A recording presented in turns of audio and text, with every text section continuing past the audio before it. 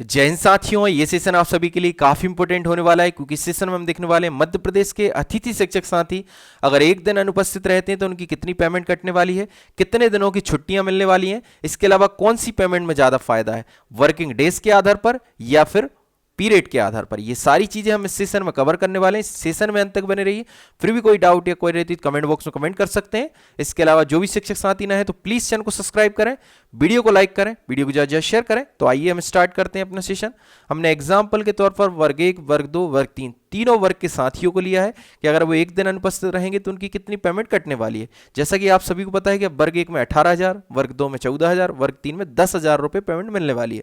हम लेते हैं इसी मंथ का एग्जाम्पल यानी कि नवंबर माह का। जैसा कि आप सभी को पता है कि नवंबर माह में 30 दिन होते हैं। वैसे तो आप सभी को मालूम होना चाहिए कि 4 मंथ में 30 दिन होते हैं, जून, नवंबर, अप्रैल, सितंबर।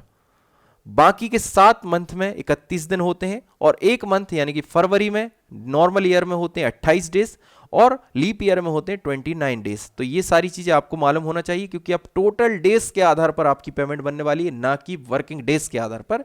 ये चीज मैं और अच्छे से आपको क्लियर करना चाहता हूं। कुछ समय पहले ही एक लेटर जारी हुआ था डीपीआई द्वारा और इस फॉर्मेट को आपने समझा होगा। इस फॉर्मेट में एक कॉलम आपको दिखाई दे रहा है माह में कुल कार्य दिवस की संख्या। जैसे कि हम एग्जाम्पल ले रहे हैं नवंबर का, तो हम नवंबर का ही एग्जाम्पल बताते हैं। नवंबर माह में कुल शैक्षणिक कार्य दिवस यानी कि कुल स्कूल कितने दिन लगने वाला है, 20 दिन का। तो टोटल वर्किंग डेज कितने हो गए, 20। फॉर एग्जाम्पल हम इन 20 दिन में से एक दिन अनुपस्थित रहे, एक दिन हमने छुट्टी ले ली, तो हमारी जो उपस्थिति जाएगी कितने दिन की जाएगी, 19 दिन की। इस कॉलम में दिखाई दे रहा है उपस्थित दिवसों की कुल संख्या यानी कितने दिन हम उपस्थित रहे। एक दिन हमने छुट्टी ले ली तो हम कितने दिन उपस्थित रहे, 19 दिन। तो आप के मन में डाउट होगा क्या टोटल डेज जो वर्किंग डेज हैं उनके आधार पर पेमेंट बननी है या फिर मंथ के टोटल डेज के आधार पर। तो मैं आपको क्लियर कर देना चाहता हूं कि जितने भी सरकारी कर्मचारी होते हैं, गवर्नमेंट सर्वेंट होते हैं, सभी की जो पेमेंट बनती है टोटल डेज के आधार पर बनती, ना कि वर्किंग डेज के आधार पर। तो आपकी भी जो पेमेंट है टोटल डेज के आधार पर बनने वाली, ना कि इस वर्किंग डे के आधार पर। हाँ, जो आपकी एक दिन की पेमेंट कटेगी वो भी आपकी काय के आधार पर कटेगी, टोटल डेज के आधार पर, ना कि वर्किंग डे के आधार पर। तो आपकी एक दिन की पेमेंट कितनी कटने वाली, इसको हम समझने के वाले हैं। जैसे कि हम बात कर रहे हैं नवंबर माह की, तो नवंबर माह में 30 दिन होते हैं, 4 मंथ में 30 होते हैं, अप्रैल, नवंबर और जून और सितंबर। जून, सितंबर, अप्रैल, नवंबर। तो इन 4 मंथ में 30 दिन होते हैं टोटल वर्किंग डेज। तो एक दिन की पेमेंट कितनी बनेगी, 600 रुपए। जैसा कि आप सभी को पता है कि 600 में अगर आप 30 का गुणा करोगे, 600 में अगर आप 30 का गुणा करोगे तो 6 तिया होते हैं 18, तो 18,000 रुपए पेमेंट बनेगी 30 दिन की। तो टोटल डेज के आधार पर ही आपको पेमेंट मिलने वाली है, ना कि वर्किंग डेज के आधार पर। अगर आप पूरे के पूरे दिवस उपस्थित हैं वर्किंग डेज में तो आपकी पूरी 18,000 पेमेंट बनने वाली है। अभी हमने एग्जाम्पल लिया है, तो फॉर एग्जाम्पल एक दिन हम अनुपस्थित रहे तो आपकी एक दिन की पेमेंट कट जाएगी कितने रुपए, 600 रुपए।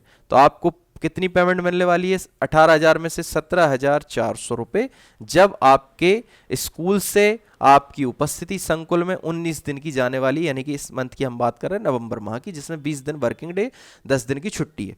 इसी प्रकार आप देख सकते हैं वर्ग 2 की। वर्ग 2 की लगभग 467 रुपए एक दिन की पेमेंट बनेगी, टोटल डेज 30 दिन के हिसाब से। टोटल कितने डेज के हिसाब से, 30 दिन के हिसाब से। तो 30 दिन के हिसाब से आप गुणा करेंगे तो लगभग आपका 14,000 आ जाएगा। यानी कि वर्ग 2 के कोई शिक्षक साथी हैं, अतिथि शिक्षक साथी, और वो एक दिन अनुपस्थित होते हैं तो उनकी पेमेंट कितनी कटने वाली, 467। वर्ग 3 की बात करें तो वर्ग 3 के कोई साथी हैं जो एक दिन अनुपस्थित होते हैं तो उनकी पेमेंट कटने वाली 333, क्योंकि टोटल डेज इस मंथ के हैं 30 और वर्किंग डे है 20। तो वर्किंग डे से कोई लेना देना ही नहीं, बस वर्किंग डेज में अपन को पूरे उपस्थित होना है। पूरे उपस्थित हैं तो पूरी की पूरी 10,000 बन जाएगी वर्ग 3 में, वर्ग 2 में 14,000 बन जाएगी, वर्ग 1 में 18,000 बन जाएगी। ठीक है। और अगर एक दिन अनुपस्थित होते हैं वर्ग 1 में तो अपनी कटने वाली है 600, तो मिलेगी कितनी, 17,400। इसी प्रकार वर्ग 2 की हम बात करें, वर्ग 3 की बात करें, ये तो हो गई 30 दिन वाले मंथ की। अब हम बात करते हैं 31 दिन वाले मंथ की। तो अगर कोई मंथ 31 का है, फॉर एग्जाम्पल अभी अगला मंथ आने वाला है दिसंबर, तो दिसंबर माह कितने दिन का होगा, दिसंबर माह होगा 31 का। तो दिसंबर माह में एक दिन की पेमेंट बनेगी 581। किसके आधार पर बन रही 581, लगभग 581 टोटल डेज के आधार पर, क्योंकि दिसंबर माह में टोटल डेज कितने हैं, 31। वर्किंग डे का कोई लेना देना नहीं, बस वर्किंग डे से इतना लेना देना है कि वर्किंग डेज में हम पूरी उपस्थिति दे पाएं। 20 दिन का वर्किंग डे है तो 20 की 20 दिन उपस्थित रह सकें। 25 दिन का है तो 25 के 25 दिन उपस्थित रह सकें। बस वो उपस्थिति के लिए है कि इतने दिन का वर्किंग डे है और हम कितने दिन उपस्थित हुए। पेमेंट बन रही है और कट रही है टोटल डेज के आधार पर। मंथ में जितने भी दिन हैं, टोटल नंबर ऑफ डेज हैं, उसी के आधार पर पेमेंट बन रही और उसी के आधार पर कट रही। बस हमें वर्किंग डेज में पूर्ण रूप से उपस्थित होना है, पूरी उपस्थिति देना 100%। अगर हम एक दिन भी अनुपस्थित होते हैं 31 दिन वाले महीने में, अगर एक दिन अनुपस्थित होते हैं तो वर्ग 1 में कटेगी 581, वर्ग 2 में कटेगी 31 दिन वाले महीने में कितनी कटेगी 452, वर्ग 3 में कटेगी 323। आई होप ये सारी चीज़ें क्लियर हुई होंगी। और फरवरी आप सभी को पता है, मैंने अभी बता दिया आपको। फरवरी होती है कितने दिन की, 28 की नॉर्मल ईयर्स में, और लीप ईयर में होती है 29 की। अभी नॉर्मल ईयर है 2023, तो इस फरवरी में रहेगी 28 की फरवरी। तो इसी आधार पर आप देख सकते हैं वर्ग 2 वर्ग 3। आई होप ये सारी चीज़ें क्लियर हुई होंगी कि आपकी जो पेमेंट बनने वाली है वो टोटल डेज के आधार पर बनने वाली, मंथ के टोटल नंबर ऑफ डेज के आधार पर, ना कि वर्किंग डेज के आधार पर। और टोटल नंबर ऑफ डेज के आधार पर ही कटने वाली। बस वर्किंग डे जितने हैं उतने दिन हम पूर्ण रूप से उपस्थिति रही हो, अपनी 100% उपस्थिति रही हो, पूरे दिन हम उपस्थित रहे हो। अगर वर्किंग डेज के आधार पर आपकी पेमेंट बनती, फॉर एग्जांपल मैं बता रहा हूं, तो आपको ज़्यादा लॉस होता। वर्किंग डेज के आधार पर पेमेंट बनती तो क्या होता, जैसे मानकर चलिए नवंबर माह 20 दिन का वर्किंग डे है, तो एक दिन की पेमेंट बन रही है 900 रुपये, तो 900 के आधार पर आपकी बनती 18,000 अगर आप 100% उपस्थित रहते।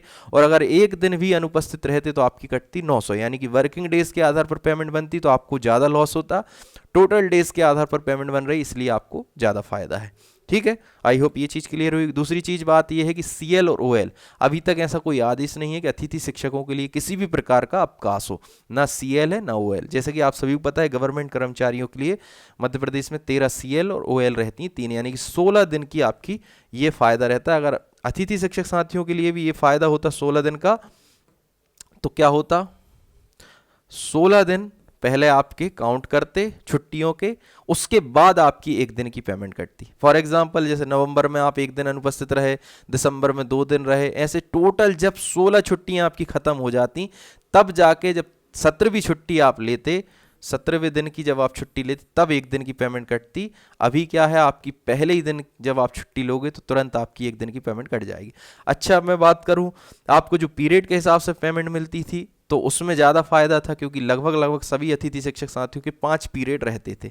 और वर्ग 1 की बात कर रहा हूँ, सब अपने आप से रिलेट कर लेंगे। वर्ग 2 और 3 से 90 रुपये पीरियड मिलता था, तो उस आधार पे एक दिन की पेमेंट कितनी बन जाती थी, लगभग 450। ठीक है, और 20 दिन में पूरी पेमेंट हो जाती थी कंप्लीट। 9,000 रुपये मिलती थी पहले मैक्सिमम वर्ग 1 में। अगर पीरियड के आधार पर डबल पेमेंट हो जाती, फॉर एग्जांपल 90 की जगह 180 हो जाते वर्ग 1 में, सब अपने से रिलेट कर लेंगे, और 5 पीरियड लगभग सभी के होते, तो 20 दिन में आपकी पूरी पेमेंट हो जाती 18,000 रुपये। और कई मंथ ऐसे होते हैं जिसमें वर्किंग डे होते हैं 24, 23, 22, तो आप उसमें 1 से 2, 3, 4 दिन का आप उसमें छुट्टी भी ले सकते थे और आपकी पेमेंट भी नहीं कटती। अब इसमें क्या होगा, जो वर्किंग डे है जितने भी दिन का है, जैसे फॉर एग्जांपल मैं आपको बताऊं, अगर 24 डेज का वर्किंग डे है तो आप 24 डेज उपस्थित होंगे, तभी आपकी 100% पेमेंट बनेगी। अगर आप इसमें से 1-2 दिन अनुपस्थित रहे तो 1-2 दिन की पेमेंट कट जाएगी टोटल डेज के आधार पर। 31 दिन में आपकी कटेगी, 31 दिन का अगर मंथ है तो आपकी कटेगी 581 लगभग, और अगर 30 दिन का है तो 600। आई होप ये सारी चीज़ें क्लियर हुई होंगी कि आपकी जो पेमेंट बनने वाली टोटल डेज के आधार पर, ना कि वर्किंग डेज के आधार पर, उसी आधार पर कटने वाली है।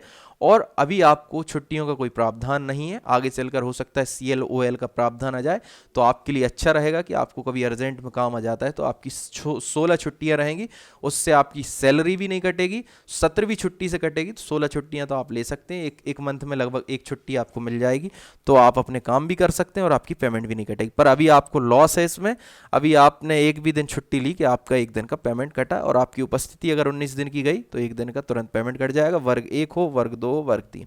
आई होप ये सारी चीजें क्लियर हुई होंगी कि एक दिन में आपकी कितनी पेमेंट कटने वाली है, कितने वर्किंग डेज के आधार पर बनने वाली है या फिर टोटल डेज के आधार पर, और आपकी कितनी छुट्टियां हैं। आई होप ये सेशन आप सभी को अच्छा लगा होगा। सेशन अच्छा लगा है तो प्लीज चैनल को सब्सक्राइब करें, वीडियो को लाइक करें, वीडियो को ज़्यादा शेयर करें। जय हिंद, जय भारत।